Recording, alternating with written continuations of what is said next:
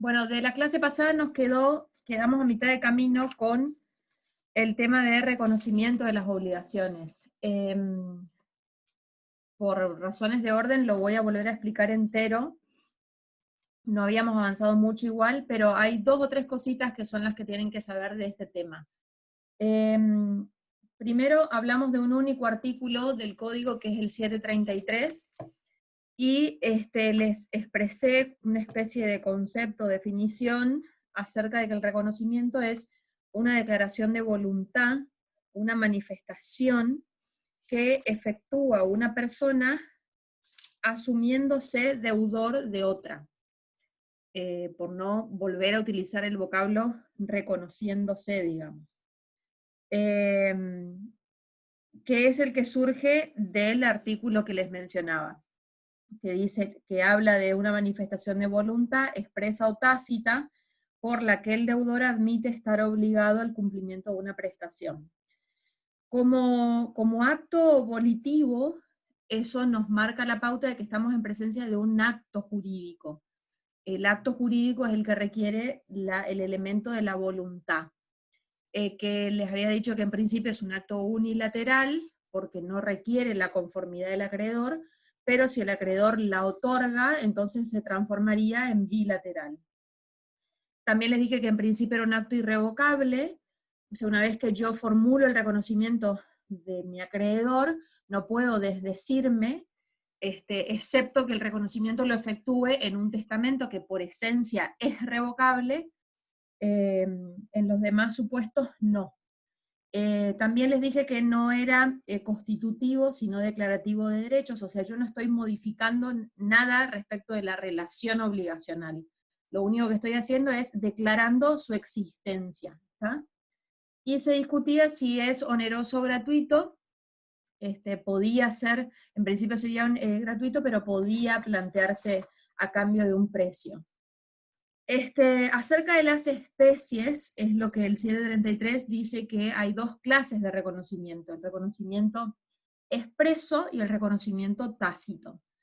En el caso del reconocimiento expreso, va a surgir a través de una exteriorización de voluntad inequívoca, o sea, no necesariamente hablar de reconocimiento expreso es hablar de que lo sea por escrito. Obviamente el reconocimiento escrito va a ser expreso, ¿no es cierto? Pero también podría plantearse en términos verbales o a través de algún tipo de, de hecho que resulte inequívoco, que no deje lugar a dudas que se ha efectuado ese reconocimiento. No requeriría, en el caso de ser un documento escrito, no requeriría tampoco ningún tipo de formalidad específica, o sea, yo puedo poner en una hoja en blanco: reconozco la deuda con fulano por la suma de tanto, en concepto de tantos pesos, firmo, pongo la fecha del lugar y ya tengo un documento de reconocimiento de obligación, excepto que la obligación que yo quiera reconocer si se haya instrumentado en alguna formalidad específica, por ejemplo, en los casos que el código prescribe que la forma del acto tenga que ser bajo escritura pública, bajo pena de nulidad. En ese caso, si supongamos que esa escritura se perdiere, se extraviare, el documento de reconocimiento tendría que realizarse bajo la misma formalidad. Si no, no sería un instrumento formal. Y en los supuestos de reconocimiento tácito, acá no hablamos de una voluntad exteriorizada a través de palabras, sino a través de comportamientos.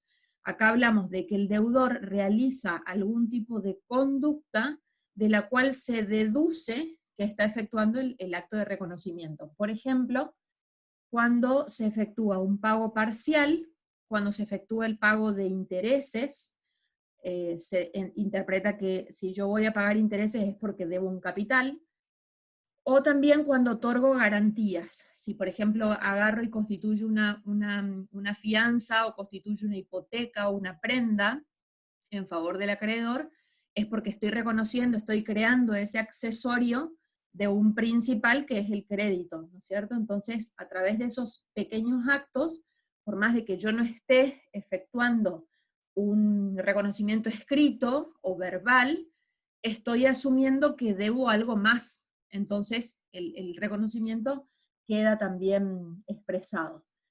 También el reconocimiento puede plantearse por actos entre vivos o para producir efectos luego de la muerte, como por ejemplo un reconocimiento que se otorga en un testamento. Así que el del testamento yo puedo asumir, por ejemplo, que toda la vida le debí a mi mejor amiga la suma de tantos pesos y que quiero que con el acervo hereditario se pague, por ejemplo, por más de que esté, de que sea una deuda prescripta, de que sea una deuda, una obligación natural o deber moral. Si la función del documento es que surta efectos después de la muerte, es también válido. Bueno, y lo más importante de este tema son los efectos que produce el reconocimiento. Hay 3 efectos al menos que merecen la pena destacar. Primero es el efecto probatorio que tiene el reconocimiento, o sea, un documento mediante el cual el deudor se reconoce tal respecto a un acreedor, es un medio de prueba acerca de la existencia y el monto del crédito que se va a volver prácticamente irrefutable, porque emana del mismo obligado al pago. O sea que a los efectos de probar la obligación, el reconocimiento es un medio de prueba muy eficaz.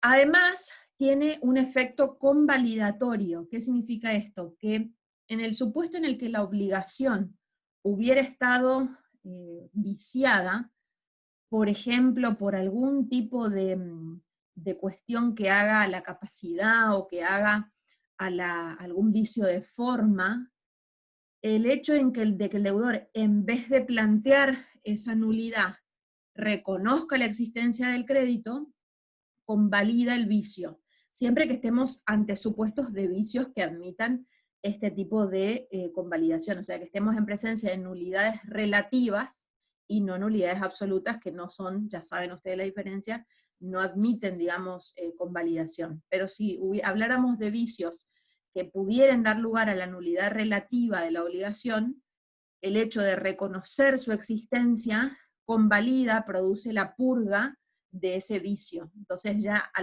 la postre, digamos, posteriormente no voy a poder alegar, sí, yo reconocí la deuda, pero en realidad había un vicio en el documento porque no se consignó el estado civil del sujeto, qué sé yo, alguna cuestión así. O había una cuestión de forma que no se respetó, que no se cumplió. Bueno, y por último, que también es un efecto del que vamos a hablar en la bolilla 10, el reconocimiento de la obligación genera efecto interruptivo en la prescripción liberatoria. Esto, traducido al español para que ustedes ya lo entiendan, lo mencionamos un poco cuando hablamos de deberes morales, pero vuelve a colación acá y va a volver cuando lleguemos a prescripción, que es el último tema con el que cerramos antes del examen. Hay 2 institutos que producen la alteración o cierta modificación en el cómputo del plazo que el acreedor tiene para instar la acción de cobro, ¿no es cierto? O sea, todos sabemos que las obligaciones nacen para ser cumplidas y que el acreedor no tiene in eternum la facultad de exigir el cobro de esa obligación, sino que debe respetar el plazo que tiene establecido por ley, por el Código Civil y Comercial, para ejercitar esa acción, para instar el cobro de su crédito. Bueno, en el supuesto en el que nosotros ya sabemos cómo funciona, digamos, a partir de allí. Ahora, en el supuesto en que ese curso de la prescripción, estuviéramos hablando de años, como son los plazos de nuestro Código Civil y Comercial, pueden sucederse 2 institutos que produzcan una alteración en cómo contabilizar ese plazo en años. Supongamos los 3 años que a nosotros nos importan en materia de responsabilidad civil. Tenemos 3 años para reclamar. Contamos, por ejemplo, desde el accidente de tránsito, ejemplos que ya hemos mencionado, por decirles, desde el accidente de tránsito, 3 años para instar la acción. Pero dentro de ese periodo de 3 años pueden aparecer ciertas circunstancias que el código mismo regula y que pueden producir dos efectos distintos. Pueden suspender ese plazo o lo pueden interrumpir, que son la suspensión y la interrupción de la prescripción. En el caso de el reconocimiento de la deuda genera efecto interruptivo, o sea, es uno de los supuestos que el código regula que producen ese efecto. ¿Y de qué se trata? ¿En qué consiste? En la aniquilación del tiempo que ya hubiera transcurrido hasta el momento y la reanudación del cómputo, o sea, vuelve a contabilizarse desde cero, ¿está? Por más que ya hubieran transcurrido 2 años y medio y que ya estemos próximos a hablar de una obligación prescripta, si el deudor reconoce la deuda, entonces vuelve a cero, como si no hubieran transcurrido esos 2 años y medio anteriores a esa manifestación de voluntad. Por eso hay que tener cuidado, por eso al momento de efectuar este tipo de actos, que, insisto, por ahí pueden pasar desapercibidos, porque no es necesario que se traten de expresiones verbales o documentadas, sino que un mero comportamiento puede producir el efecto interruptivo. Corremos el riesgo de reavivar una obligación que ya estaba prácticamente muerta, ¿está? Así como en su oportunidad habíamos hablado de contestar la demanda, que es la otra posibilidad, sin oponer la prescripción. O sea, la demanda también tiene el efecto, produce efecto interruptivo. Pero en este caso a nosotros nos importa el reconocimiento, que es lo que estamos analizando. Entonces, para pasar en limpio, tendríamos el efecto probatorio, el efecto convalidatorio y el efecto interruptivo de la prescripción liberatoria. Esos serían los 3 principales efectos que me interesa que ustedes entiendan las razones y lo tengan presente al momento de hablar de este tipo de actos. Como les decía, un mero pago parcial puede volver todo atrás, como estamos hablando acá, puede acreditar la existencia de la obligación, puede convalidar un vicio que les hubiera dado lugar a una obligación nula, o puede resucitar una obligación casi muerta, ¿está? O sea que son cuestiones a tener cuidado. Y por último, no sé si el programa lo pide, sí, el programa les pide relaciones entre el título primordial y el título nuevo. Bueno, no hay acá, digamos, mayor cosa para decir porque la doctrina está dividida. Se entiende que ante el supuesto en que el título original de la obligación se hubiera perdido, se hubiera extraviado, y la obligación quedare luego reconocida en un documento posterior, la doctrina se ha planteado desde siempre qué pasa si en ese documento de reconocimiento se produce algún tipo de modificación en lo que era el título original.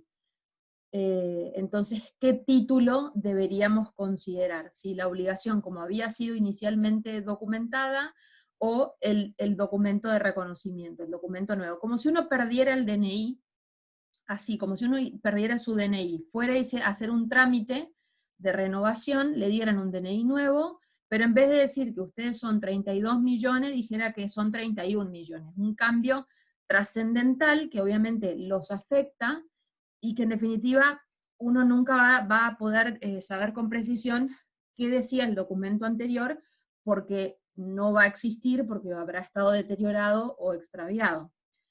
Entonces, ante esa situación, la doctrina siempre se planteó, había un sector que decía que debía primar el título nuevo, y otro sector de la doctrina que decía que debía estarse a los términos inicialmente contratados, pero en definitiva la solución que más se ha propiciado es de estar ante el título que le deje al deudor la situación menos gravosa, o sea, más beneficiosa, si se quiere aplicando un poco el principio pro debitoris, que es como al estilo pro reo, bueno, todos los que ya sabemos, pro operario, en el mismo sentido en el ámbito nuestro del derecho civil de las obligaciones, o sea, una interpretación o el documento que le sea más beneficioso en términos de buena fe. O sea, si uno tiene que pensar en que la obligación debe cumplirse y debe interpretarse de buena fe, bueno, en estas situaciones es donde más debería aplicarse. Si el deudor termina reconociendo una obligación más, por ejemplo, más onerosa o con menores facilidades de pago de la que inicialmente había contraído, entonces, lógicamente que la situación se desequilibraría. Entonces, la mayoría de la doctrina, hoy ya superando esa vieja discusión, entiende que debería primar el título que le fuera al deudor más beneficioso. ¿Está? Bueno, y por último, el programa les pide en el quinto punto extinción de las obligaciones, concepto y régimen legal.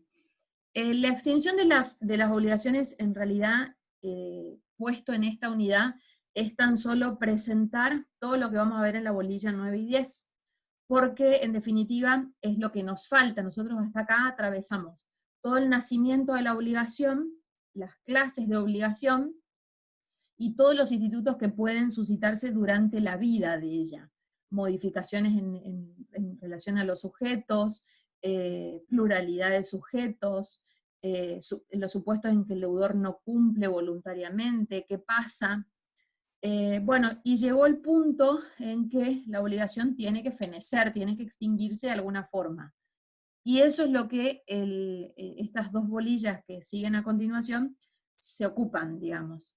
Es una etapa obviamente necesaria en la obligación. Si la obligación nace para ser cumplida, de alguna forma tenemos que llegar a esa finalización del vínculo y obviamente la consiguiente liberación del deudor, que es lo que en definitiva persigue que la obligación se extinga, la satisfacción del interés del acreedor y la liberación del deudor.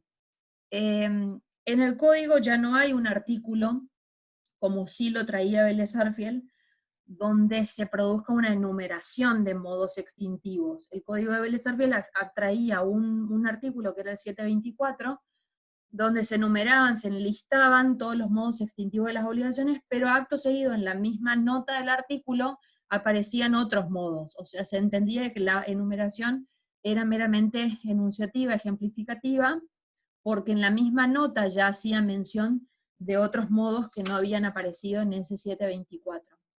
Este código decide suprimir ese artículo y abocarse de lleno a tratar cada uno de los modos de extinción de las obligaciones sin necesidad de hacer un listado previo. ¿Está?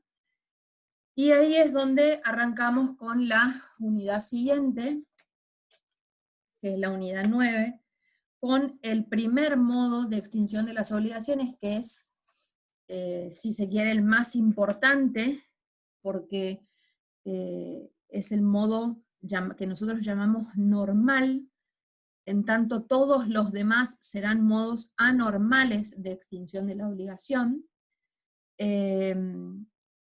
La obligación muere de muerte natural cuando se paga, entonces es el primer modo extintivo que vamos a analizar y luego iremos a todos los demás que son los modos, insisto, anormales. El pago está definido en el código, o sea que acá no tenemos que hacernos de ninguna definición de la doctrina, o sea, esta es una definición que ya ha establecido el propio legislador, o sea que es uno de los artículos que es conveniente que los estudien tal cual al momento de definir el instituto, en el artículo 865, que dice: el pago es el cumplimiento de la prestación que constituye el objeto de la obligación. Es la misma definición que utilizaba Vélez Sarsfield, pero sin un agregado que Vélez Sarsfield decía, que mencionaba, ya se trate de una obligación de hacer, o ya se trata de una obligación de dar. Y en definitiva quedaban afuera las obligaciones de no hacer, y por eso se lo criticaba. Aparte, no había razón por la cual hacer una distinción, porque sea la obligación de dar, de hacer o de no hacer, la obligación era pagada cuando se cumplía con la prestación convenida. Si lo tenemos que resumir en un solo vocablo, hablaríamos de pago como cumplimiento. O sea, el pago implica el ajuste de la conducta desarrollada por el deudor a lo convenido. O sea, el deudor hizo exactamente la conducta o comportamiento debidos. Y de esa forma es como se produce la satisfacción del interés del acreedor y la liberación suya, ¿está? Pero, sin embargo, no es casual el orden de las palabras. O sea, el código habla de cumplimiento de la prestación que constituye el objeto de la obligación. O sea, tienen que hacer el caminito. No pueden hablar directamente que es el cumplimiento de la obligación. Sí lo es, ¿no es cierto? O sea, si yo digo cumplimiento de la obligación, está bien. No obstante, de los elementos esenciales, el que importa, el que más importa es el objeto.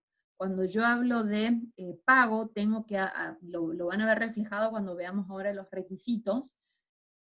Cuando hablo de pago, veo que la prestación es la que se cumple. ¿Y qué es la prestación? El objeto de la obligación.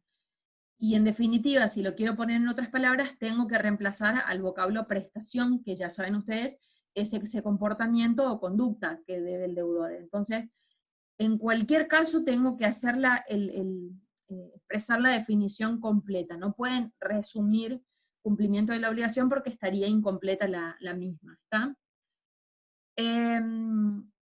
Bueno, en cuanto a la naturaleza jurídica del pago, había varias teorías en vigencia del código anterior.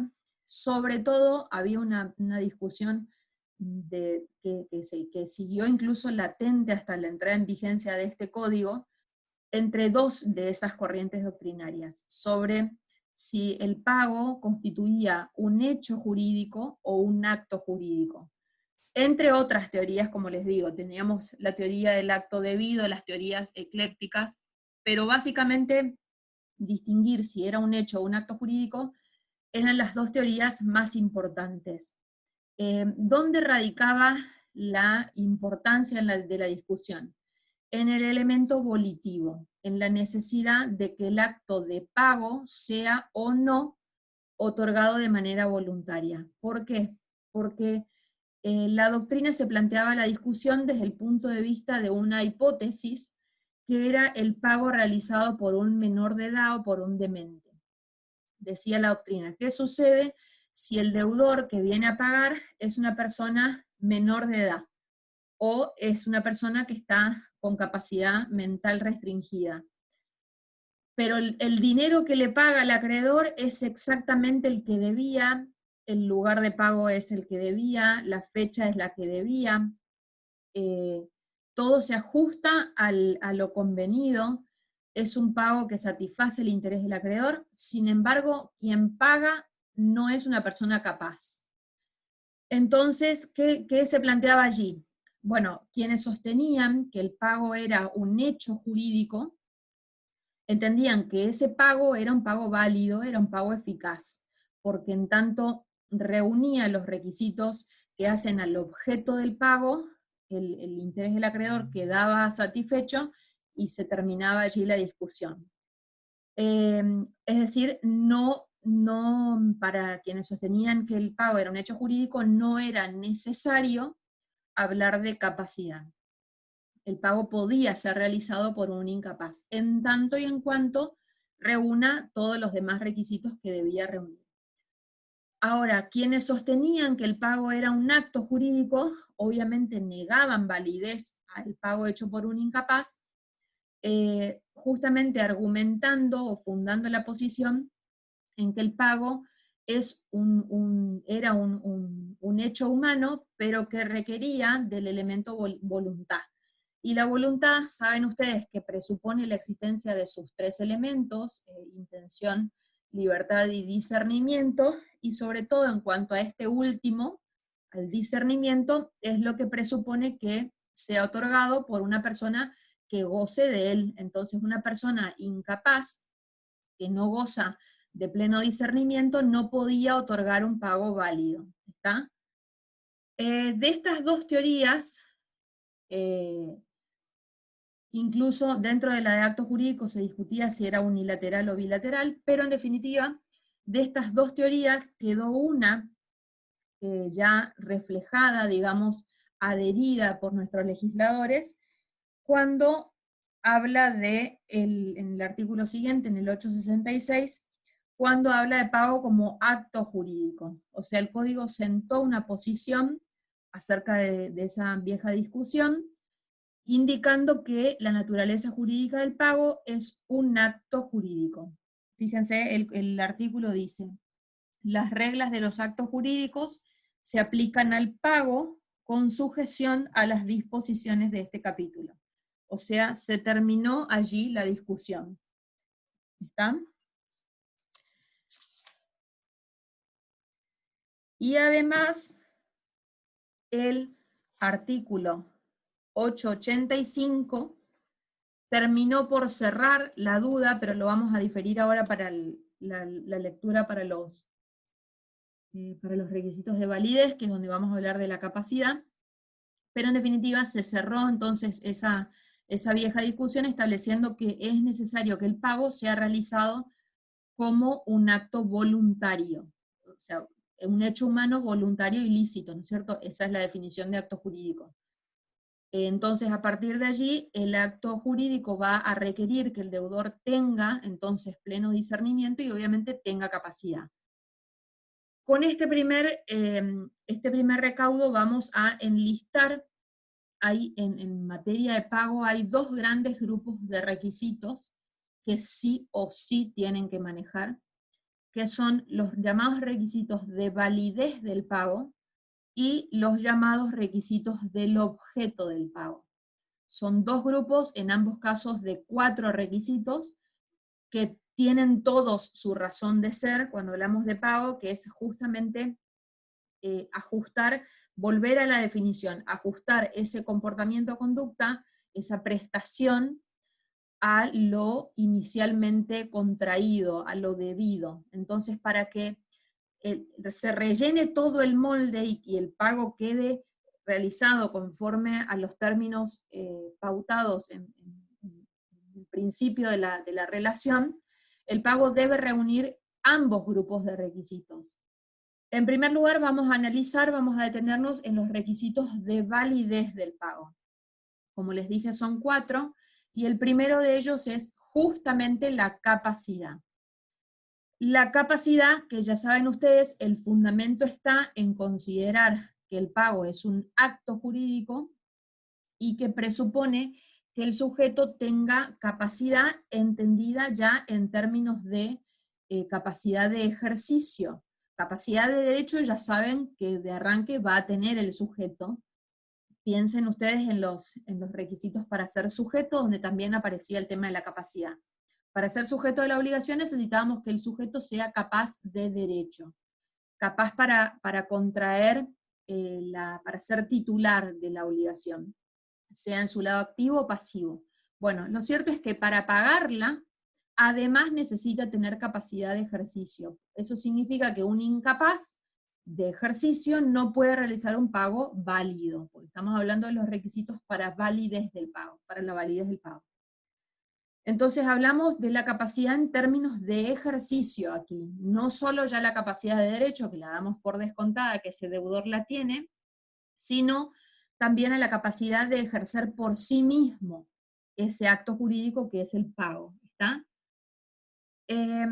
Bueno, y en este punto aparecen 2 artículos, que son el 875, que dice: validez, el pago debe ser realizado por persona con capacidad para disponer, que básicamente es la capacidad de ejercicio, y lo vamos a complementar con el artículo 885, que dice: pago a persona incapaz o con capacidad restringida y a tercero no legitimado.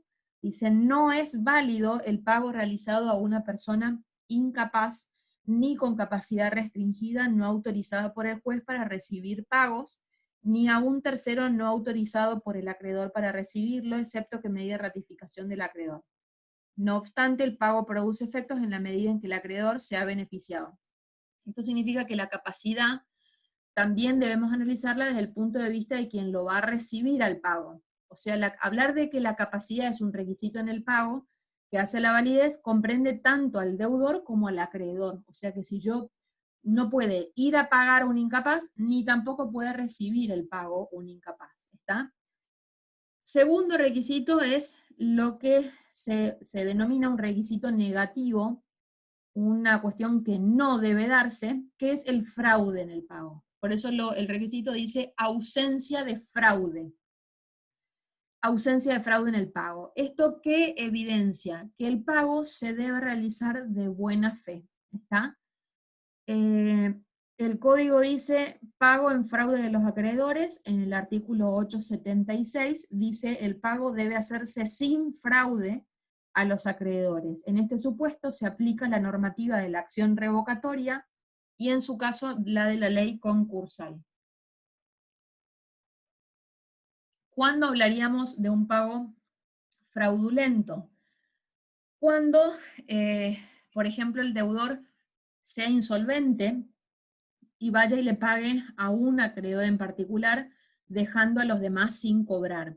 O, por ejemplo, tiene 10 acreedores, de los cuales 9 tienen ya el plazo vencido, o sea, ya están en condiciones de exigibilidad, y el deudor, en vez de ir a pagarle a uno de estos 9, va y le paga a ese último en la cola que todavía tenía un plazo pendiente. Claramente ese pago es para evadir el pago a los que sí debía abonarles inmediatamente.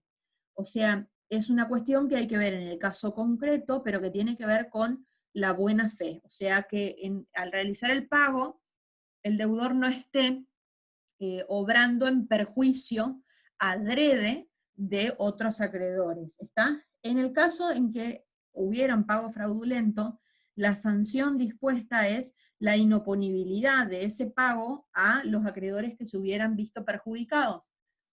O sea, en estos términos, entre las partes otorgantes, como dice el artículo anterior, va a ser, en la medida en que el acreedor se hubiera beneficiado, va a ser válido, pero es un pago en el que no se va a poder escudar para no cumplir con las demás obligaciones, con los demás créditos. De decirle, no, yo ya pagué mi crédito con fulano y ahora no tengo líquido. Bueno, esa excusa no le va a servir, porque si se entiende que el pago fue en fraude, va a poder obtener el acreedor, vía esta acción que menciona el código, la inoponibilidad de ese acto y la posibilidad de continuar exigiendo el cobro de su crédito.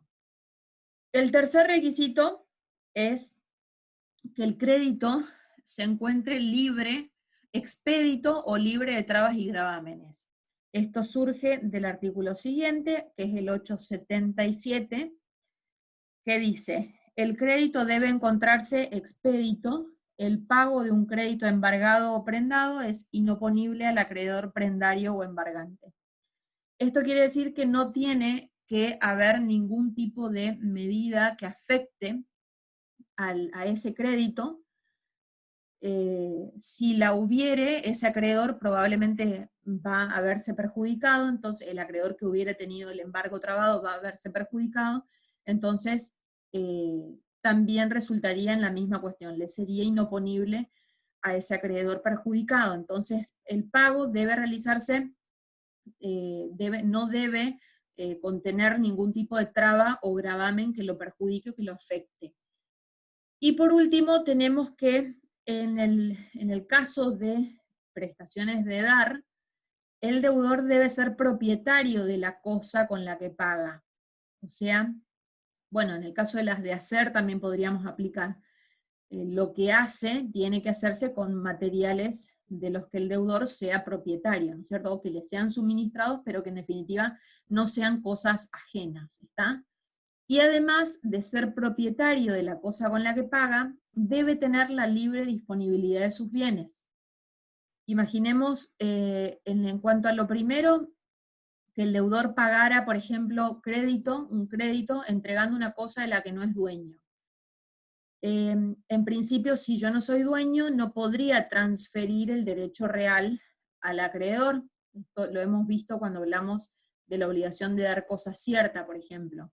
si yo tenía que entregar un automotor y agarro las llaves del auto de mi papá y se lo entrego al acreedor, no tendría ningún tipo de efecto porque yo no soy propietaria. Cuando esa persona vaya a querer inscribir el vehículo, se va a dar cuenta que yo no era la dueña, con lo cual si yo no soy dueña, no puedo transmitir la propiedad porque no la tengo. Esto parte de la premisa que nadie puede transmitir a otro un derecho mejor o más extenso del que posee.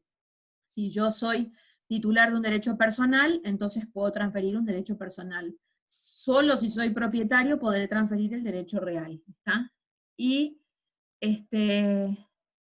por otro lado, tengo que tener la libre disponibilidad para poder sacar de mi patrimonio, porque saben ustedes que si la persona se encuentra afectada por una medida cautelar de inhibición general, no va a poder sacar de su patrimonio, con lo cual en cuanto quiera realizar esa transferencia, se va a encontrar con que está bloqueada su situación patrimonial y no va a poder disponer de ese bien.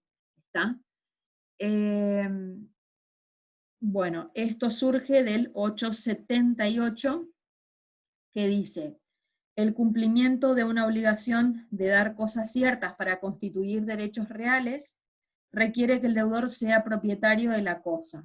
El pago mediante una cosa que no pertenece al deudor se rige por las normas relativas a la compraventa de cosa ajena, que en principio puede llegar a ser válida, en principio, si el deudor en el interín adquiere la propiedad de la cosa. O sea, yo agarro esa misma noche que le di la llave del auto al acreedor, hago la compraventa del auto con mi papá, lo inscribo en el registro, y entonces cuando el acreedor quiera ir a inscribir su acto, va a quedar perfeccionado, aunque inicialmente la cosa haya sido ajena. Pero si no, en principio, como les decía, rige ese principio que hoy se encuentra consagrado en el artículo 399, que dice: nadie puede transmitir a otro un derecho mejor o más extenso del que el que tiene, sin perjuicio de las excepciones legalmente dispuestas. 399. Es el viejo artículo 3270 del Código de Vélez que utilizamos también de fundamento en este punto. Entonces, repasando, tendríamos como requisitos de validez la capacidad, la ausencia de fraude, que el crédito esté expedito o libre de trabas y gravámenes, y finalmente que el deudor tenga la propiedad de la cosa con la que paga y que tenga asimismo la libre disponibilidad de sus bienes. Son 4 requisitos, o 5 si dividen en 2 al último, que deben reunirse sí o sí en forma conjunta para hablar de un pago válido. ¿Está? Ahora, hay otros 4 requisitos que son los llamados requisitos del objeto del pago, que tiene que ver ya con la prestación en sí misma, de eso que tiene que entrar, digamos, ese ajuste, esa concordancia que tiene que existir entre el comportamiento que va a desplegar el deudor y lo que se había estipulado en el título constitutivo de la obligación como prestación debida. Esa concordancia, esa correlación va a surgir de los requisitos del objeto del pago. El primero es la identidad. Esto, vamos para atrás, surge del código en el artículo 867, que son los que lo enuncian: identidad, integridad, puntualidad y localización, que es lo que seguidamente el código regula. La identidad.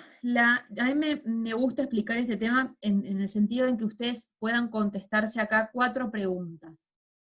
Si hablo de identidad, tengo que responder a la pregunta: ¿qué debe el deudor? Pensando en términos de qué tipo de bien debe el deudor. Si hablo de identidad, esto quiere decir que la prestación que el deudor va a cumplir debe ser el tipo de prestación convenida. O sea, tiene que haber correlatividad entre lo que asumí y lo que pagué. Por ejemplo, si combine entregar trigo, entonces si hablo de identidad, estoy hablando de que lo que debo entregar es trigo. No puedo entregar soja, ¿está? Tiene que haber correlación en el qué. ¿Qué debe el deudor? Trigo. Entonces, ¿cómo se va a liberar el deudor? Entregando trigo, no soja. Esto para que les quede después el ejemplo bien completo.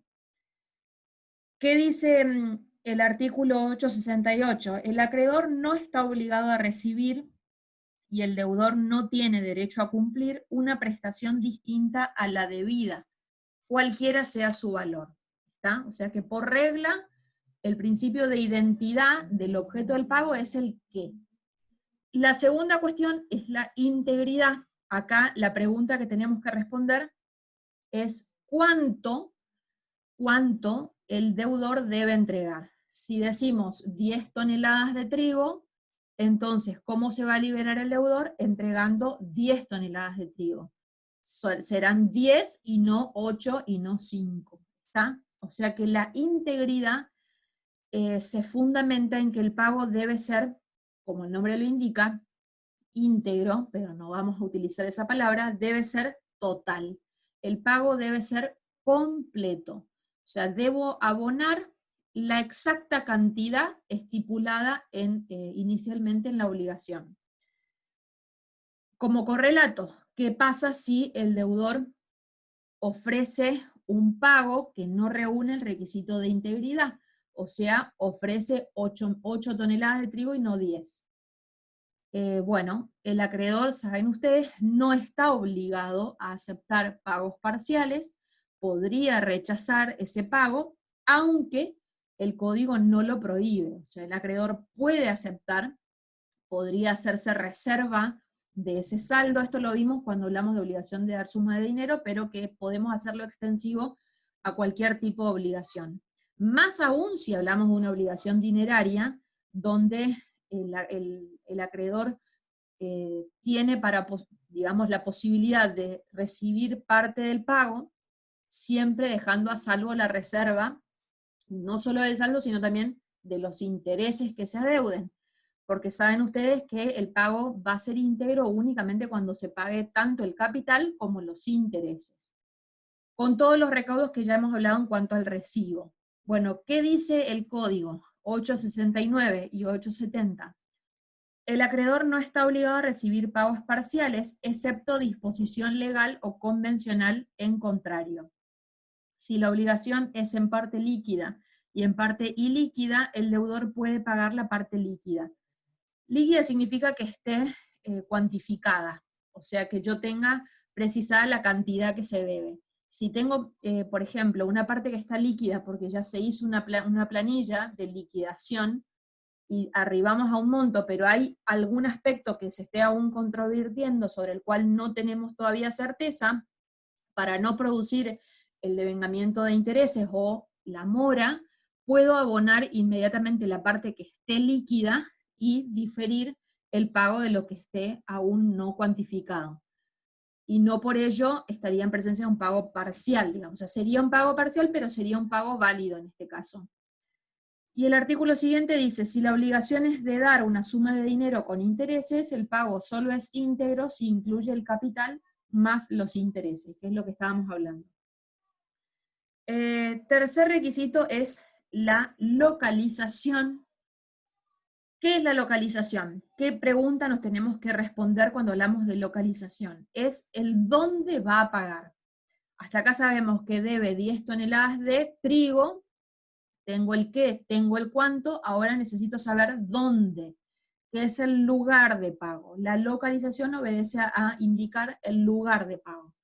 Sobre este punto, la primera respuesta la vamos a encontrar en el título constitutivo de la obligación, o sea que el lugar de pago en principio debería surgir del propio contrato, donde las partes hayan acordado dónde tiene que ir a abonar lo adeudado ese deudor.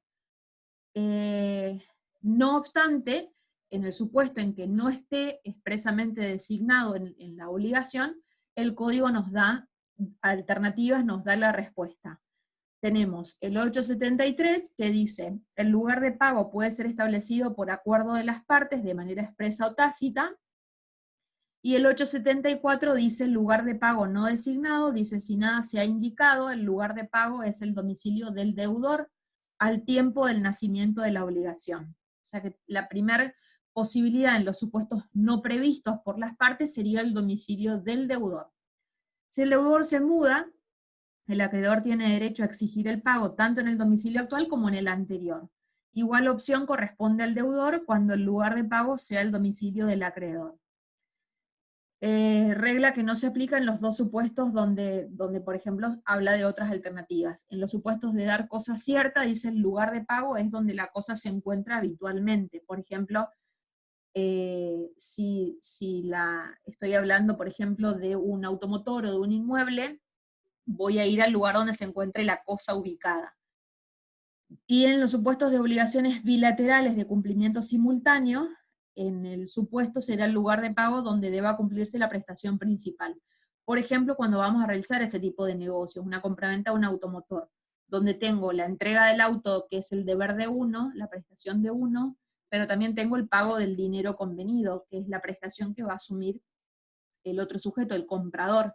Entonces, en ese caso, tendríamos que ver cuál de las dos sería la prestación principal, que probablemente sea donde se va a entregar la cosa, coincidentemente con lo dispuesto en el artículo anterior, y tengamos que ir al domicilio donde la cosa se encuentra. ¿Está? Si no, por regla, el lugar de pago, a mí me interesa que ustedes sepan por lo menos algunas alternativas. La regla es el lugar convenido, el lugar acordado, de común acuerdo por las partes, y en el supuesto donde nada se hubiera dicho, será el domicilio del deudor, o en los supuestos que el código prevé expresamente el lugar donde esté ubicada la cosa, o donde deba cumplirse la prestación principal en los supuestos de obligaciones bilaterales, donde haya prestaciones recíprocas. Y por último, el cuarto y último requisito del objeto del pago es la puntualidad. Si hablamos de puntualidad, tenemos que responder la última pregunta, que es el cuándo va a pagar. Hasta acá sabemos que tiene que entregar 10 toneladas de trigo, respondiendo a la integridad y a la identidad, que lo debe entregar en el domicilio del deudor, y me falta determinar en qué fecha, en qué momento va a pagar. Bueno, esa es la puntualidad. Y acá la regla, hablamos de ese elemento accidental del que tanto hemos estudiado en la parte anterior de la materia, que es el plazo. O sea, acá debemos ajustarnos al tipo de plazo convenido en el contrato, o sea que por primera opción de puntualidad tendremos de vuelta que remitirnos a los términos acordados en el título constitutivo de la obligación, pero si no, el código también nos da una serie de soluciones en el artículo 871, que dice, el pago debe hacerse si la obligación es de exigibilidad inmediata en el momento de su nacimiento, si hay un plazo determinado, cierto o incierto, el día de su vencimiento, si el plazo es tácito, en el tiempo en que según la naturaleza y circunstancias de la obligación debe cumplirse. Si el plazo es indeterminado, en el tiempo que fije el juez, a solicitud de cualquiera de las partes, mediante el procedimiento más breve que prevea la ley local. Y el artículo siguiente dice, el pago anterior al vencimiento del plazo no da derecho a exigir descuentos. Es decir, se puede pagar anticipadamente, pero sin esa posibilidad. Bueno, o sea, se va a cumplir, se puede aceptar, pero ya no es, digamos, no tiene posibilidad de exigir una quita en el precio. O sea que si hablamos de puntualidad, acá debemos entonces estarnos al tipo de plazo estipulado, descontando el supuesto del plazo cierto, que yo tenga diferido plazo suspensivo y cierto, donde tenga diferido una fecha específica para el cumplimiento. En los demás casos tendré que analizar el tipo de plazo que tengo enfrente, sobre todo en los plazos que son un poco más complicados, como el supuesto del plazo tácito, el supuesto del plazo incierto, determinado o indeterminado, donde tendré que recurrir en última instancia a la figura del juez, que es el que iba a transformar ese plazo en un plazo cierto. Bueno, y eso es el segundo grupo de requisitos. Tenemos hasta acá entonces los 4 requisitos de validez y los 4 requisitos del objeto del pago. Cuidado al momento del examen, son requisitos que deben reunirse, insisto, en su conjunto, o sea, deben estar tanto los requisitos de validez como los requisitos del objeto, pero cuidado en la confusión, porque a veces pareciera que ahora quedan bien divididas las aguas y por ahí se pide un grupo de requisitos y mezclan cuestiones que hacen a los dos grupos que no tienen o sea, que tienen fundamentos distintos, ¿está? Bueno, ¿qué más tenemos en materia de pago? Tenemos que hablar también de legitimación. Hablar de legitimación en el pago también es una cuestión que a veces los confunde, porque acá se invierten los roles. ¿Qué quiero decir con esto? Nosotros hemos hablado, siempre que el sujeto activo era el acreedor y el sujeto pasivo era el deudor. Bueno, en relación al pago, esas denominaciones se invierten. ¿Esto qué quiere decir? Que el legitimado activo es el que se encuentra legitimado para realizar el pago, con lo cual identifico al legitimado activo con el deudor en primer lugar. Fíjense que si cruzan las flechas se van a dar cuenta que estoy hablando del legitimado activo al sujeto pasivo, ¿no es cierto? Sin embargo, acá, como insisto, las denominaciones se cruzan, tengo que pensar desde el punto de vista ya del acto jurídico que se va a realizar.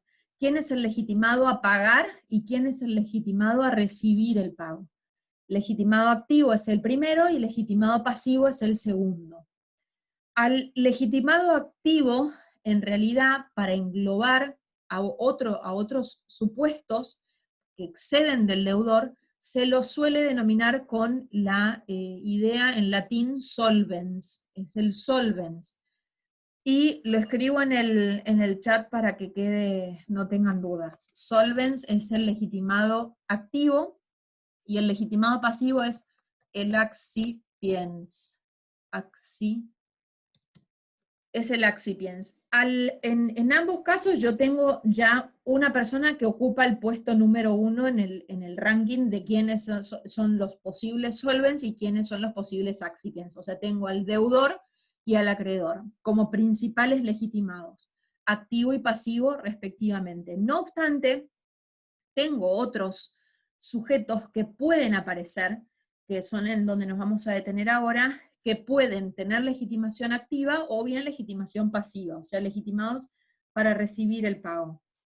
En cuanto a la legitimación activa, insisto, el primer puesto lo va a ocupar el deudor, que es el legitimado natural, o sea, es quien justamente se ha establecido en la obligación como legitimado para realizar el pago, pero también tengo que considerar que si el deudor se muere, pueden aparecer sus herederos, los sucesores universales, que si el deudor es una persona incapaz, va a aparecer su representante legal, que si estoy hablando de una obligación con pluralidad subjetiva, no voy a hablar de un deudor, sino de varios, o sea, acá puedo tener dentro del eslabón deudor puede aparecer el heredero, puede aparecer el representante, el codeudor.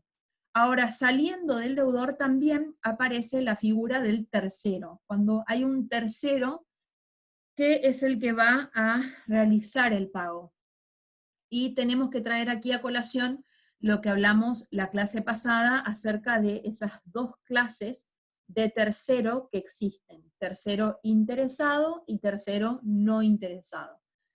Haciendo un pequeño repaso, habíamos dicho en la clase anterior que lo que vuelve al tercero interesado es la posibilidad de sufrir un menoscabo patrimonial personal si la deuda no se paga. Entonces, eso legitima que, pese a no ser él el obligado directo al pago, justifica, digamos, que vaya y quiera desinteresar al acreedor.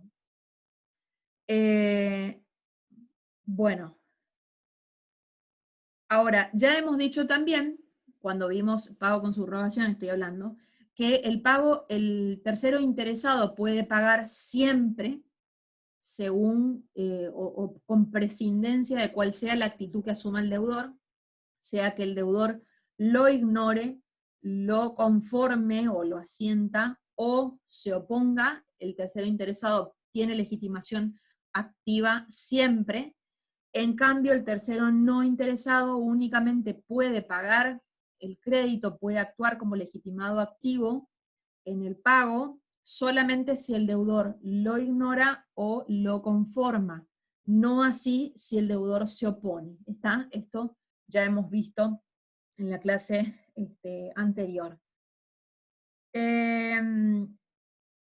Bueno, ¿qué dice el código respecto de esto? Dice, legitimación activa, artículo 879.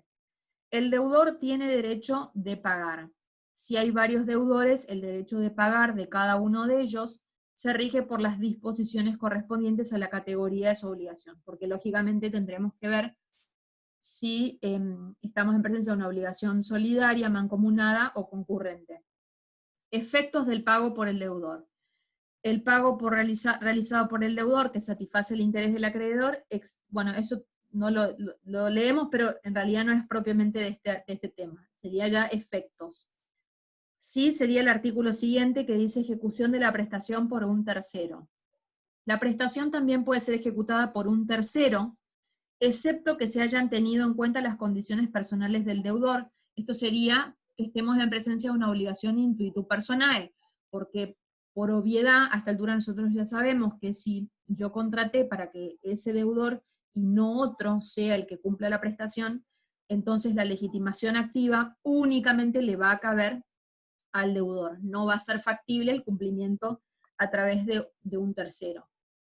O, como decíamos recién, hubiere oposición conjunta del acreedor y del deudor. O sea, en los supuestos en que el deudor se oponga y a ello le adicionemos la oposición del acreedor, que era lo que me había faltado mencionar, el tercero no va a poder pagar, aún siendo, sobre todo en el supuesto en que el tercero fuera no interesado. Y allí el código dice, tercero interesado es la persona a quien el incumplimiento del deudor puede causar un menoscabo patrimonial y puede pagar contra la oposición individual o conjunta del acreedor y del deudor. Bueno, esto es lo mismo que acabamos de decir. Es el artículo que sigue, no, digamos, es lo que se deduce de la subrogación que se va a producir, que ya sabemos, según cómo se presente, digamos, o sea, va a variar el carácter en el cual va a intervenir el tercero según cuál sea la actitud del deudor. ¿Por qué? Porque en el mejor de los casos que el deudor esté conformando que es el tercero quien va a ir a pagar, el tercero en realidad estaría obrando como un representante del deudor, como un mandatario del deudor. Luego tenemos que si el deudor lo ignora, el tercero estaría obrando como un gestor de negocios, donde ya saben ustedes, hablo de un cuasi contrato, no tengo el acuerdo de voluntad previos, y si el deudor lo vedó, lo negó, se opuso a que el tercero pague, la posibilidad que el tercero va a tener de recuperar lo que pagó es a través del enriquecimiento sin causa, porque obviamente le quitó un pasivo al deudor. Y la otra posibilidad es la del pago con subrogación, que ya sabemos aparece como supuesto de subrogación legal, o sea que yo puedo intentar por cualquiera de las vías, la subrogación legal o el enriquecimiento sin causa, la acción de reintegro, digamos. ¿Qué es lo que dice el artículo siguiente? La ejecución de la prestación por un tercero no extingue el crédito. Esto porque ya sabemos que el deudor no queda liberado. En teoría, el acreedor es el que queda liberado porque es el único que ve satisfecho el cobro del crédito. Pero el deudor ahora va a deberle a otro, que es al tercero. El tercero tiene acción contra el deudor con los mismos alcances que el mandatario que ejecuta la prestación con asentimiento del deudor, el gestor de negocios que obra con ignorancia de este, o quien interpone la acción de enriquecimiento sin causa si actúa contra la voluntad del deudor. Puede también ejercitar la acción que nace de la subrogación por ejecución de la prestación por un tercero. Bueno, y por otro lado tenemos a los legitimados pasivos, donde hablamos en primer lugar del acreedor, pero nuevamente tenemos que hablar de eventualmente sus herederos, su representante legal o convencional, o los coacreedores, o sea, también aparecen acá alguna serie de variantes. Y también aparecen otros supuestos que el Código enuncia en el artículo 883. ¿Quién más aparece acá? Dice, tiene efecto extintivo del crédito si el pago hecho al acreedor, a sucesionario o subrogante. Si hay varios acreedores, el derecho de cobro de cada uno de ellos se rige por las disposiciones correspondientes a la categoría de su obligación, al igual que lo vimos respecto al deudor. A la orden del juez que dispuso el embargo del crédito, al tercero indicado para recibir el pago en todo o en parte. Acá no hablamos de tercero, del tercero interesado o no interesado, sino que hablamos del tercero autorizado. Acá hablamos de que tuvo que haber mediado una autorización por parte del acreedor a favor de un tercero para que éste pueda percibir el cobro del crédito. Y en latín se lo denomina adjectus, a ese tercero autorizado o indicado. A quien posee el título de crédito extendido al portador o endosado en blanco, excepto sospecha fundada de no pertenecerle el documento o de no estar autorizado para el cobro. Al acreedor aparente, si quien realiza el pago actúa de buena fe o de las circunstancias resulta verosímil del derecho invocado, el pago es válido aunque después sea vencido en juicio sobre el derecho que invoca. Y allí tienen el artículo siguiente, donde aparecen coacreedores o los supuestos en donde un tercero es el que cobró y luego tiene que hacer el pase, digamos, de lo que percibió al acreedor. Si no lo hace, el acreedor obviamente tiene la posibilidad de accionar contra él y de obtener en definitiva el cobro del crédito. Bueno, y acá no me voy a detener mucho más, hay toda una serie de requisitos que deben reunirse en los supuestos de tercero, donde el pago es realizado a un tercero, a este adjectus. Lo cierto es que en principio para que el pago sea válido, el tercero tiene que estar autorizado por el acreedor. Si no lo está, ahí es donde va a surgir el problema jurídico, porque obviamente que si cobró una persona que no estaba legitimada para recibir el pago, es un pago mal hecho. Y quien paga mal, ya saben ustedes, paga dos veces. Si le pagó a una persona que no era la legitimada pasiva, que no tenía legitimación para recibir el pago, es un pago mal formulado. O sea que en términos de verdadero acreedor, es un pago que le va a ser inoponible. Él va a tener la posibilidad de continuar con el cobro de su crédito. No obstante, la posibilidad de accionar que va a tener el deudor contra ese tercero no autorizado, ¿no es cierto? Hay algunos supuestos en donde está prevista la posibilidad de que ese pago a tercero no autorizado lo mismo tenga efectos válidos y cancelatorios del crédito. Uno es el supuesto del acreedor aparente que menciona el código en el inciso E, que es una persona que verdaderamente se cree a través de un error, ¿no es cierto?, pero se cree acreedora, y lógicamente va a tener que acreditarse que ese tercero, digamos que hubiera inducido al error por parte del deudor, y que ese tercero efectivamente luego destine lo obtenido a pagar al verdadero acreedor. Si no, en definitiva, van a aparecer los problemas allí jurídicos. Bueno, ¿qué más tenemos? Efectos del pago. Me importa acá volver a releer el 880 que dijimos: el pago realizado por el deudor que satisface el interés del acreedor, extingue el crédito y lo libera. O sea que el pago produce, el principal efecto que va a producir en cuanto al acreedor es la satisfacción del crédito, en la medida en que se reúnan todos estos requisitos que hemos mencionado hace un instante, o sea que se va a producir la cancelación del crédito, una cancelación definitiva del crédito.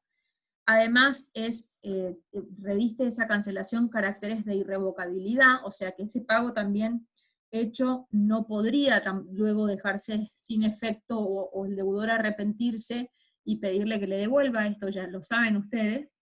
Y el efecto más importante en cuanto al deudor es que produce su liberación. O sea que a partir de ese momento el deudor va a quedar desvinculado del acreedor. Y lógicamente que si se hubieran otorgado garantías, será el momento en que éstas se cancelen, ¿está? Imaginemos el supuesto en que se termine de pagar el plan de ahorro, de autoahorro, y ya me entregaron el auto, ya lo tengo inscrito a mi nombre, pero lo tengo prendado, y terminé de pagar la última cuota, el último gasto administrativo. Bueno, será el momento en que me otorgue el recibo, del que vamos a hablar ahora, que ya hemos hecho mención en algún otro tema, y lógicamente la cancelación de esa prenda. Es el momento donde me tienen que otorgar la prenda para poder ir al registro y hacer el levantamiento, ¿está? En cuanto al recibo, el recibo es el principal medio de prueba del pago, que aparece en el 894 y siguientes, o sea, esto ya lo hemos leído en alguna oportunidad, aparece en el 896 la definición como instrumento público-privado en el que el acreedor reconoce haber recibido la prestación debida, pero ya saben ustedes, el pago también podría llegar a ser probado por cualquier medio de prueba. Por ejemplo, testimoniales, por ejemplo, pruebas periciales contables, que muchas veces se ofrecen cuando no tengo documentado el pago, pero es el principal medio de prueba, o sea, es el medio de prueba por excelencia de que el pago se ha efectuado, ¿está? Y es un derecho, como el código lo habla, que corresponde al deudor, y la obligación que como correlato tiene el acreedor de extender el recibo cuando se efectúa el pago. Después tenemos las reservas, que ya hemos dicho, y un conjunto de presunciones relativas al pago, de los que ya hemos hablado cuando hablamos de esto del capital y los intereses. Y hay otras presunciones también muy interesantes, por ejemplo, cuando se adeudan periodos consecutivos, el recibo que corresponde al último periodo hace presumir que los anteriores se encuentran pagados. Bueno, son cuestiones que ya hemos mencionado cuando vimos obligaciones de dar suma de dinero. Y el último tema que hace a pago es imputación del pago, que son los artículos que siguen allí a partir del 900. Tenemos este problema de la imputación del pago, va a surgir cuando acreedor y deudor tengan varias deudas, o sea, haya varias obligaciones que cancelar entre ellos, y el deudor al momento de realizar el pago no indique qué deuda es la que paga. Entonces allí aparece la cuestión de a qué deuda se va a imputar el pago. Obviamente en el caso de que no vaya a cancelar todas en su conjunto, ¿no es cierto?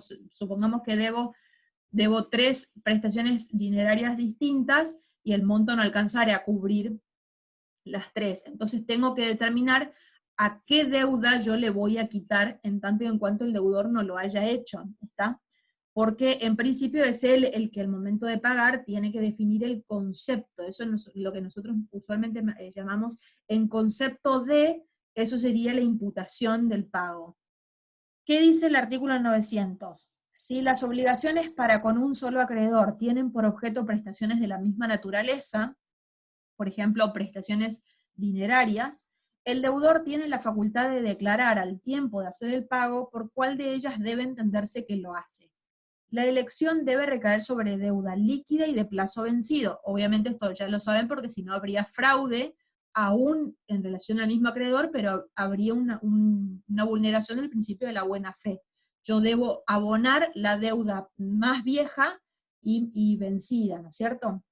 Si adeuda capital e intereses, el pago no puede imputarse a la deuda principal sin consentimiento del acreedor. O sea, por más de que yo, deudor, vaya a decir que estoy viniendo a pagar el capital, no sería una imputación válida si el acreedor no consiente eso va a surgir del recibo, que el recibo acepta el pago en concepto de capital, pero deja la reserva de intereses, hubiera sido una imputación bien hecha. Si no, el acreedor puede no conformarlo e imputarlo a intereses. Eso ya saben ustedes. Si el deudor no imputa el pago, artículo siguiente, el acreedor se encuentra facultado a hacerlo en el momento de recibirlo, conforme a estas reglas. Debe imputarlo a alguna de las deudas líquidas y exigibles, y una vez canceladas totalmente una o varias deudas, puede aplicar el saldo a la cancelación parcial de cualquiera de las otras. Si hubiera un remanente, puede imputar parcialmente. Ahora, ¿qué pasa si no lo hicieron ninguna de las partes? Bueno, la ley nuevamente nos trae la solución. En primer término se lo imputa a la obligación de plazo vencido más onerosa para el deudor. O sea, le quitaríamos un monto a la deuda que fuere más cara, ¿no es cierto? A la deuda más gravosa. Dentro de las de plazo vencido, como dice el código. O sea, yo tengo que tomar, si tenía 10 deudas, tengo que tomar, imaginemos la libreta de la verdulería, donde yo tengo la cuenta un día, la cuenta del otro día, la cuenta del día siguiente. Bueno, ¿qué vengo a pagar? Bueno, tengo, dentro de las que ya tienen el plazo vencido, tengo que imputar, según la ley, a la de mayor cuantía. Y en el caso de que fueran de igual valor, o sea, que fueran igualmente onerosas, se imputará prórrata, o sea que voy a dividir un poquito para cada deuda. Lo demás ya lo hemos visto cuando vimos obligación de dar suma de dinero. Bueno, estos artículos pueden no serles de utilidad nunca, o sí, según al momento en que se plantee esta situación. O sea, puede no tocarles nunca, o puede tocarles que, por ejemplo, estén en un litigio judicial y hubiera diferentes liquidaciones o deudas que tienen diferente origen. Por ejemplo, tengo la sentencia de primera instancia donde el juez condenó a pagar una determinada suma de dinero. Después tengo los honorarios de los abogados, que es una deuda que tiene un origen distinto, con fechas distintas de pago. Después tengo la ejecución de la sentencia, que va a generar nuevos honorarios en los abogados, los honorarios de los abogados de segunda instancia o de tercera instancia, si llegó al superior tribunal. O sea, puedo tener diferentes deudas con el mismo acreedor, y a partir de ese momento, cuando voy al estudio jurídico a pagar, ¿qué vengo a pagar? Vengo a pagar los honorarios de primera instancia, los honorarios de segunda instancia, los honorarios de la ejecución de sentencia, ¿qué? Entonces, en base a eso tengo que ver estas reglas en el caso en que el deudor no haga la imputación, y utilizar esta posibilidad de que lo haga el acreedor, o en su defecto juzgado, cuando llega el momento de corregir algún tipo de liquidación o de planilla, de controlar, de efectuar la imputación en forma legal. Si ya no lo hubieran hecho las partes, lo que va a surgir del recibo, insisto, cuando le pone en concepto de, si esa parte no estuviera, entonces tendremos que hacer la imputación legal. Pueden no serles nunca utilidad, o sí. Son cuestiones que ya saben, por lo menos, que están reguladas en el código. ¿Está? Bueno, y allí agotaríamos el primer punto. No vamos a ver ya pago a mejor fortuna, beneficio de competencia, ya lo hemos visto cuando vimos plazo incierto e indeterminado. Así que arrancaríamos la próxima clase a partir de pago por consignación, y dación en pago. El pago por consignación, adelanto, tiene una modificación importante en el código, que incorpora no solo la vía ya prevista en el Código de Vélez, que era la judicial, sino también por intermedio de la intervención notarial, que es el pago por consignación extrajudicial. Es un procedimiento que está muy bien regulado en el código, no tienen que alejarse de lo que está escrito en el código, no hay nada más por fuera, pero es un procedimiento, tienen allí a partir del 904 regulado, todos son 4 artículos que hacen a consignación extrajudicial. Es eso lo que tienen que estudiar, no se vayan más allá de esto, salvo algún que otro concepto, pero no nos vamos a ir muy lejos del código. Y luego dación en pago y pago de lo indebido no vamos a analizar, lo hemos hablado en alguna oportunidad, es adentrarnos muy en la profundidad, que en razón de los temas que siguen luego en la bolilla 10, no merecen, digamos, en este momento mayor tiempo. Me gustaría llegar a la bolilla 10, que es donde tenemos todo un conjunto de modos extintivos que sí los van a encontrar con suma frecuencia. Bueno, ¿alguna duda?